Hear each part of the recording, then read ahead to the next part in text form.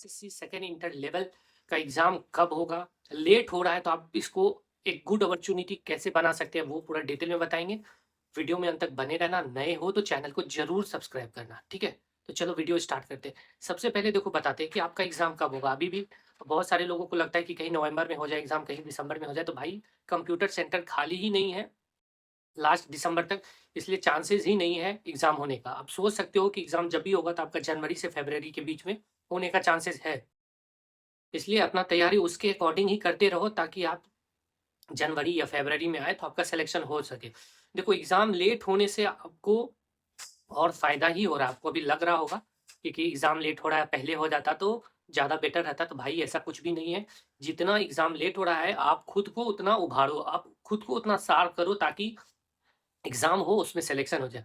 Main exam देने का नहीं है, एग्ज़ाम में सिलेक्शन लेने का है, ठीक है? अभी बहुत सारे लोग हैं जिनको कि 80-85, 70-75, 80-85, 90 आ रहा है, चाहे 100 ही आ रहा है, तो ये ज़रूरी नहीं है कि अभी जो आप मॉक टेस्ट लगा रहे हो उसमें 100 आ रहा है तो आपको सिलेक्शन हो ही जाएगा। एग्ज़ामिनेशन जो फंदा है वो दूसरा चीज़ है।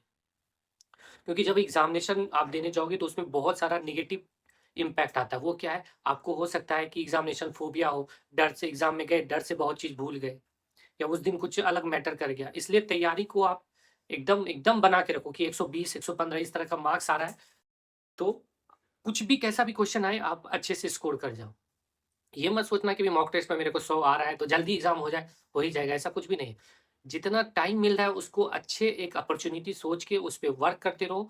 ज 1 नंबर भी कहीं पे कोई चीज़ को के वजह से कम आ रहा है तो उस पे काम करो ताकि आपका ज़्यादा से ज़्यादा स्कोर हो सके। देखो कम स्कोर लाना से भी कोई फ़ायदा नहीं है। मान लो जो पोस्ट आपको चाहिए, जो उसमें 3 पोस्ट अच्छा है, जैसे इस प पंचायत सचिव, फाइल एरिया इंस्पेक्टर हो गया, राजस्व कर्मचारी हो गया, ये सब सबका सबको है दिल से है कि यही पोस्ट मिले और आपको ये यही पोस्ट ना मिले तो फिर फ़ायदा क्या है? फिर दूसरी बार फिर इसके लिए ही इंटर लेवल के लिए ही तैयारी करो। नहीं, आपको देखो जितना लेट होगा वो आपके लिए ही फ़ायदा है। अब ऐसा नहीं करें कि 2 साल लेट हो जाए, ऐसा नहीं। देखो, कमीशन भी क्या करेगी? जब उसके पास एग्ज़ामिनेशन सेंटर है ही नहीं, तो वो भी क्या कर सकती है? आप अभी देख रहे हो कि सेंट्रल लेवल का पहले से सारा कुछ फिक्स रहता है, ये कुछ फिक्स किया नहीं और सेंट्रल का जब एग्ज़ाम स्टार्ट हो गया, तो उसके सामने तो बिहार का कुछ चलेगा नहीं और फर्स्ट टाइम ऑनलाइन क कंडक्ट कराने वाली है बिहार, तो थोड़ा सब कुछ सोच समझ रही है एग्ज़ामिनेशन में क्वेश्चन किस तरह का लेवल रहेगा, नहीं रहेगा। मान लो ऑनलाइन अपने हिसाब से सारा कुछ कर दिया और क्वेश्चन का लेवल थोड़ा टफ दे दिया और आपको दिक्कत हो गया, तो फिर वो भी एक अच्छी बात नहीं है आप लोगों के लिए।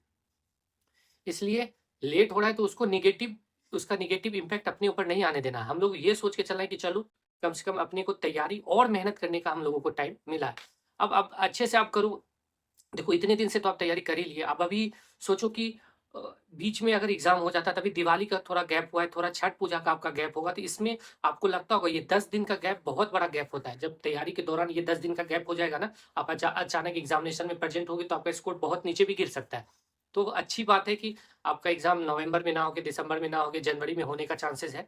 तो हो और आपको बहुत फ़ायदा होगा, देख लेना। क्यों फ़ायदा होगा? क्योंकि देखो हो सकता है कि थोड़ा-सा लेट हो जाए, उससे पहले रेलवे का सारा एग्ज़ाम कंडक्ट हो जाए और बीएसएससी का थोड़ा लेट हो जाए, तो उससे क्या होगा कि मैक्सिमम लोग जो है रेलवे में चले जाएँगे और बीएसएससी का सीट थोड़ा खाली ही रहेगा। अभी देखो दरोगा में भी बहुत सारे लोग यही बीएसएससी वाले गए हैं, तो बीएसएससी का बहुत देखना आपकी कट ऑफ पीटी में ज़्यादा रहेगा, लेकिन मेंस तक जाते-जाते कट ऑफ थोड़ा कम हो जाता है बीएसएससी का। उसका एक ही वजह है कि थोड़ा लेट होने की वजह से बहुत सारे लोग इधर-उधर लग जाते हैं और फिर एग्ज़ाम देने के लिए आते नहीं, नहीं पता चलता बहुतों को। ठीक है? इसलिए सब सारी चीज़ को अपॉर्च्युनिटी बना के रखो और हमेशा इस चीज़ का ध्यान करने की कोशिश मत करना कि एग्ज़ाम कब होगा? कोई बता दे कि एग्ज़ाम कब होगा, क्या होगा, नहीं होगा, ठीक है? हमेशा देखो, जो जेन्युइन चीज़ है उसको सोचना चाहिए। आप अभी देख रहे हो कि 14 नवंबर तक एमटीएस का एग्ज़ाम चलने वाला है, उसके बाद फिर रेलवे का अलग-अलग एग्ज़ाम स्टार्ट हो जाएगा जो कि 26-27 दिसंबर तक चलेगा, तो फिर कैसे क्या होगा आप ही बताओ? इसलिए आप लोग तैयारी करो, मन से करो साथ में अभी आपको सामने टारगेट भी है, रेलवे का एग्ज़ाम भी है। रेलवे का एग्ज़ाम भी आप दे सकते हो। अब बहुत सारा अभी बिहार सीजीएल आने वाला है, बिहार एसआई आने वाला है, तो तैयारी उसके अकॉर्डिंग करना स्टार्ट कर दो कि बिहार सीजीएल या बिहार एसआई आए तो उसको हम क्रैक कर जाएँ, ठीक है? देखो, जो अपने हाथ में नहीं है उसके लिए अगर आप हम लोग रोएँगे तो भाई हम लोगों को कुछ मिलने वाला भी नहीं है। इसलिए सारी चीज़ को एक अपॉर्च्युनिटी समझ के उसके अकॉर्डिंग ही चलना चाहिए, तो ज़्यादा फ़ायदा होगा, ठीक है? तो आप लोग अच्छे से करो। जैसे बहुत सारे लोग पूछते हैं कि जीके का रेलवे के लिए कौन सा जीके का यूज़ करें, या क्या रेलवे का जीके पढ़ेंगे तो बिहार वाले में आएगा कि नहीं। देखो भाई, बिहार का जो एग्ज़ाम हो रहा है ऑनलाइन, वो फर्स्ट टाइम हो रहा है। वो फर्स्ट टाइम कोई भी एग्ज़ाम होता है, अगर अपना मोड चेंज करता है तो वो जो दूसरा कोई एग्ज़ाम उसी मोड का होता है, तो उसी का सारा प्रीवियस ईयर क्वेश्चन पूछ दिया जाता है। तो आप देखना कि इसमें जो एग्ज़ाम होगा लगभग रेलवे का ही क्वेश्चन डिट्टो मिलेगा। इसलिए आप एकदम पूरा धुन के साथ रेलवे का जीके जीएस याद करना स्टार्ट कर दो, आपको बहुत फ़ायदा मिलेगा।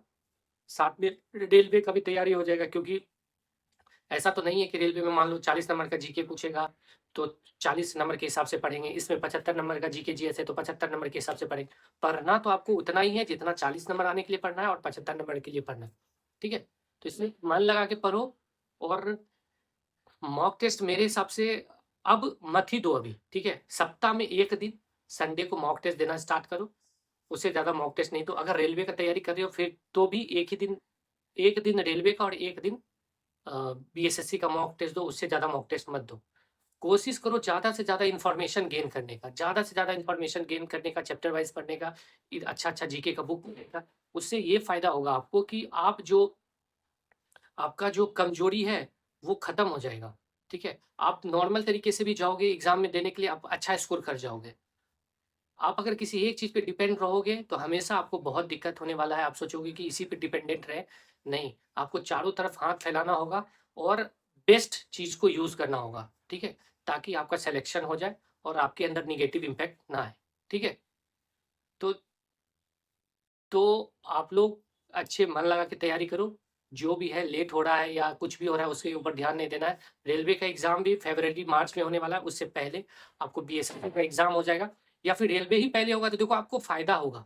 अगर एक एग्ज़ाम दिए हुए रहोगे उसमें क्या आपको प्रॉब्लम क्रिएट होता है ऑनलाइन देने के टाइम, तो वो सब कुछ आपको समझा देगा। या फिर आप बीएसएससी ही पहले दे दोगे तो उसमें क्या दिक्कत होता है, तो इस वाले में अच्छे से वर्क करोगे। तो अभी आपके पास बहुत अच्छा अपॉर्च्युनिटी है, उसको फ़ायदा करो और अच्छा बुक पढ़ो। रेलवे के लिए घटना चक्र पढ़ो, रेलवे का जो स्पीडी है वो पढ़ो। उससे उस अगर इसको पढ़ोगे तो आपको बीएसएससी भी अच्छे से निकल जाएगा। जो भी पढ़ना, लेकिन ये ज़रूर करना कि रीज़निंग पे ज़रूर फ़ोकस करना। रीज़निंग को छोड़ के मत चलना भाई, नहीं तो बहुत दिक्कत होगा मेरे हिसाब से। बाकी बात आपके ऊपर मैंने, और आशा करते हैं कि आपको जितना समझाना चाह रहे थे समझा दी। और वीडियो अच्छा लगे तो चैनल को सब्सक्राइब करना। और भी कुछ जानकारी चाहिए किसी भी चीज़ के रिगार्डिंग तो आप कमेंट कर सकते हो, ठीक है। चलो बाय।